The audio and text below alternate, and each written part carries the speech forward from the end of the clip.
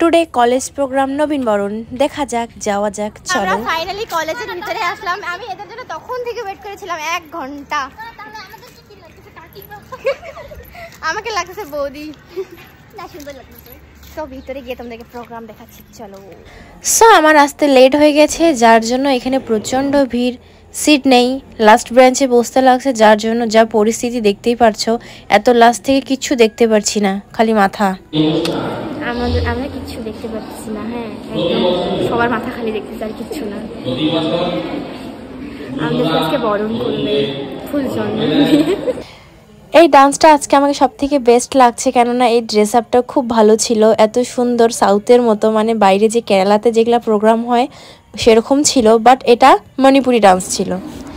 আর এইখানে দেখতেই পারছো এটা কোনো খাতা না, এটা হচ্ছে বসার বেঞ্চের উপরে, যেখানে আমরা খাতা কলম রাখি। অবস্থা দেখো কলেজের মেয়েদের, বই পড়বে না সারা বছর, এত চিট করছে এখানে, পুরা বেঞ্চ ভর্তি করে রাখছে। আমি ফার্স্ট দেখি এটা খাতা ভাবছি, বাট না, আমার ভুল। তো আমরা ওয়েট করতে করতে আমাদের জন্য টিফিন নিয়ে চলে আসলো, আর টিফিনের মধ্যে কি কি আছে তোমাদেরকে সবাইকে দেখাবো।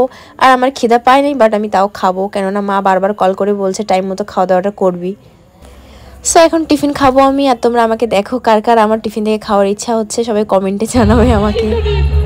এই ডিমটা দেখে আমরা ভাবছিলাম এটা কাঁচা ডিম, বাট না, এটা সিদ্ধ ডিম ছিল। আমি জানতাম, কেননা এখানে কাঁচা ডিম তো দিবে না, এমন তো না যে আমাদেরকে কাঁচা ডিম দিবে বাড়িতে ভেজে খাওয়ার জন্য। তো আমি তো আগেই দেখলাম এটাকে ভাঙে, তো এটা ছিল সিদ্ধ ডিম, আর সবাই বলছে এটা কাঁচা ডিম।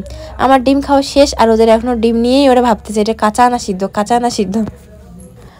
আর এখানে সিঙ্গার আসছিল, কোথা থেকে আসছে সেটা জানি না, বাট সিঙ্গার ভালোই সিঙ্গিং করছে, আমাকে খুব ভালো লাগছে।